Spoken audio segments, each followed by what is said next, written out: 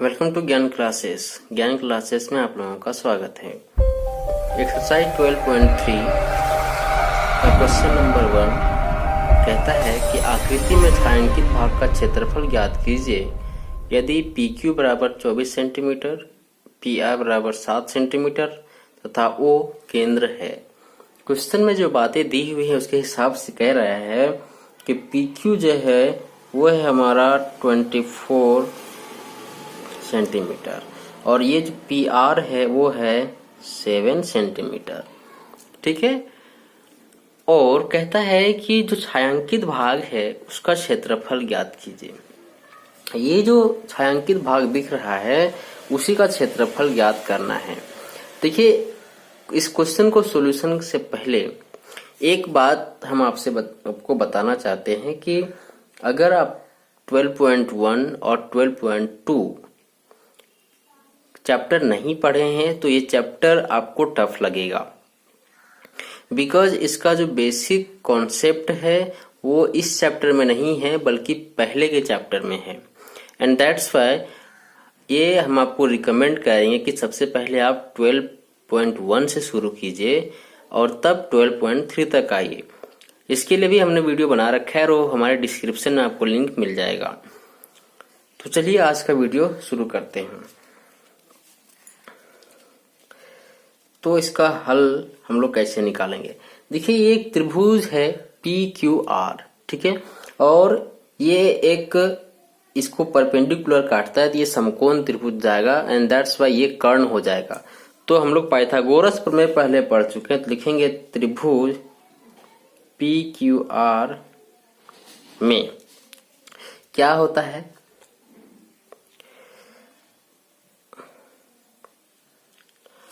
Pythagoras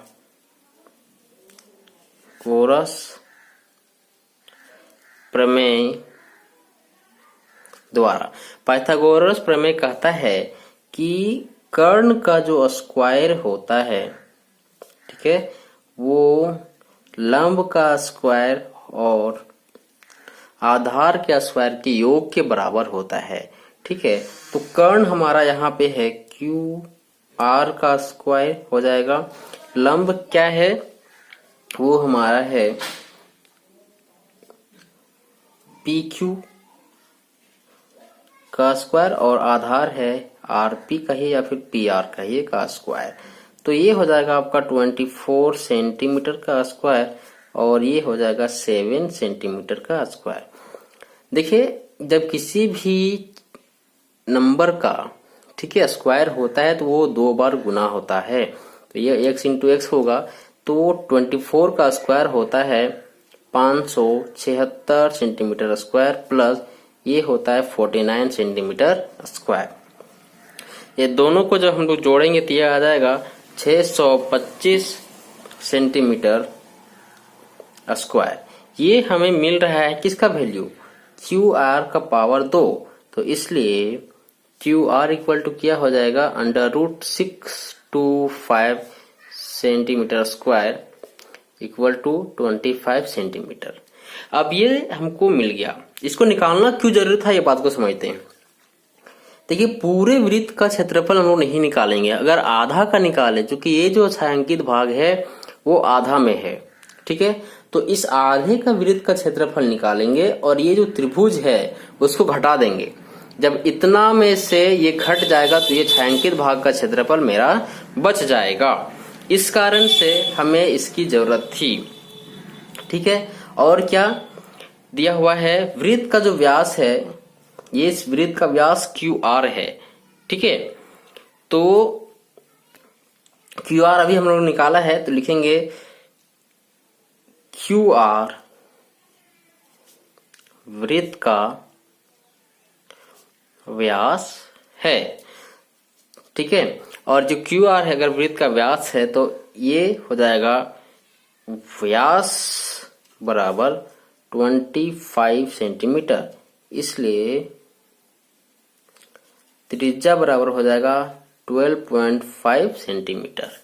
ठीक है, अब जब त्रिज्या हमारा निकल गया है तो अब हम लोग निकालेंगे इसका छायांकित भाग का क्षेत्रफल, इसको कैसे निकालेंगे देखिए, बहुत ही आसान तरीके निकालेंगे। लिखेंगे सीधा बात कि छायांकित भाग का क्षेत्रफल बराबर क्या हो जाएगा फॉर्मूला देखिए, अर्ध वृत्त का क्षेत्रफल तो होगा, उसमें से जो त्रिभुज PQR है उसका क्षेत्रफल क्या करेंगे, घटा देंगे। तो देखिए वृत्त का क्षेत्रफल होता है πr², और ये अर्धवृत्त है, आधा है, मतलब 2 से भागा करेंगे, माइनस ये इसका फॉर्मूला होता है 1/2b × h। अब सारी चीज का वैल्यू हमारे पास है, अब हम लोग इसको बिठाएंगे। तो पाई का वैल्यू 22/7 लेना है, क्योंकि ऊपर क्वेश्चन में लिखा हुआ है कि जब तक अन्यथा ना कहा जाए आप पाई का मान 22/7 लेंगे। ठीक है, तो 22/7 इंटू r का स्क्वायर मतलब हो गया 12.5 सेंटीमीटर का स्क्वायर, और ये 1/2 इंटू 7 इंटू 24 सेंटीमीटर। ठीक है, अब यहाँ पे ये 1/2, ये जो 2 था इसको हम लोग 1/2 इधर गुना में करते हैं। आपके पास जो कुछ भी कटता है, ठीक है, आप उस चीज को सॉल्व कर देंगे हम लोग पहले। तो ये 12 बार में कट जाएगा, ठीक है, और यहाँ 2 से 11 कटेगा, तो आगे बचेगा हमारा 11 इंटू 156.25 सेंटीमीटर स्क्वायर बाय 7। ये कहाँ से आया, ये इसका स्क्वायर है, और ये माइनस में बचेगा हमारा 84 सेंटीमीटर स्क्वायर। ठीक है, अब हम लोग यहाँ पे ये करेंगे, इस पॉइंट को अगर हम हटा दें, ठीक है, तो ये हो जाएगा हमारा 700, क्योंकि पॉइंट के दाहिने साइड 2 अंक है तो 2 जीरो बैठेगा।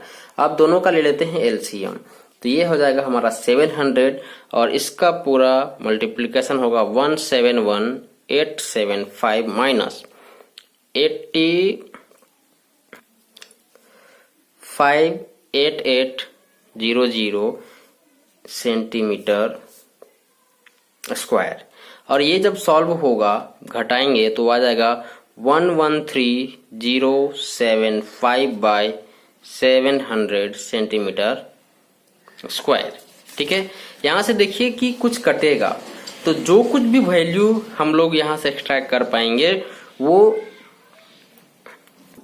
तो ये जो कैलकुलेशन देखिए 25 से दोनों कट जाएगा। ठीक है, तो ये 28 टाइम्स में कटता है, और ये जो है डिवीजन हमारा, इसको अगर हम काटना शुरू करें तो देखिए 25 या 75, 25 चौके 100 हो जाता है, ये 4, उसके बाद फिर आ जाएगा 523 सेंटीमीटर स्क्वायर। और फिर जब इसको इससे मल्टीप्लाई डिवाइड करेंगे, ठीक है, आप चाहें तो ये दोनों को लेकर के बट्टा में आंसर लिख सकते हैं, या फिर हम लोग क्या करेंगे कि 4523 को 28 से डिवाइड कर देंगे। ठीक है, तो वो जो हमारा आंसर बचेगा वो हो जाएगा 161.535, 3 डिजिट तो काफी है, सेंटीमीटर स्क्वायर। ये आपका सॉल्यूशन होगा। आप चाहे तो यहाँ पे जो आंसर है मतलब 4523 बाय 28 सेंटीमीटर स्क्वायर, ये आंसर छोड़ सकते हैं, लेकिन इसको एक बार और अगर हम डिवाइड कर देंगे तो ये पॉइंट में आंसर आएगा, और ये उस छायांकित भाग का क्षेत्रफल है जो क्वेश्चन में निकालने के लिए बोल रहा था। तो इस प्रकार से आपको सॉल्यूशन करना होगा। इसका एक प्रकार से और आप सॉल्व कर सकते थे, कैसे? सबसे पहले आप इस अर्धवृत्त का क्षेत्रफल अलग निकालते, इस त्रिभुज PQR का क्षेत्रफल अलग निकालते, ठीक है, और दोनों को निकाल करके बाद में लास्ट में घटाते। लेकिन हमने क्या किया कि साथ में लिख दिया। ऐसा ये इसलिए क्योंकि पेज और टाइम दोनों सीमित होता है आपके फाइनल एग्जाम में, और उस सीमित टाइम में और उस सीमित पेज में आपको पूरा आंसर करना होता है। इस कारण से कितना कम जगह में बेहतरीन तरीके से आप सॉल्यूशन करते हो ये मायने रखता है, ठीक है। और ये बात भी मायने रखता है कि आप किस विधि से या किस प्रकार से सॉल्व करते हो। अब कम पेज लगाने का मतलब ये नहीं है कि डायरेक्ट आंसर लिख देंगे, प्रोसेस तो होगा ही, लेकिन लैंग्वेज जो हम लिखेंगे वो कितना कम में हम सबसे ज्यादा उसको यूज कर सकते हैं, इस बात पे ध्यान में देना है।